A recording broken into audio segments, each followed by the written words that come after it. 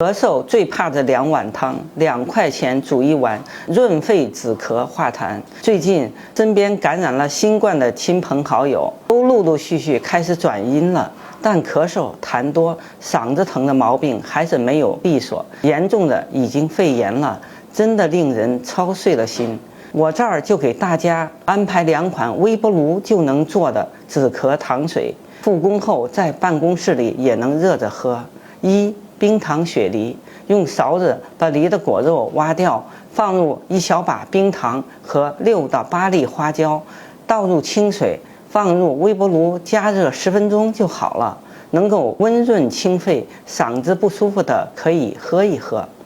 热橙子，把橙子肉切成小块，加入清水，再加入1勺盐和几粒花椒，放入微波炉2分钟，这是妥妥的止咳神器。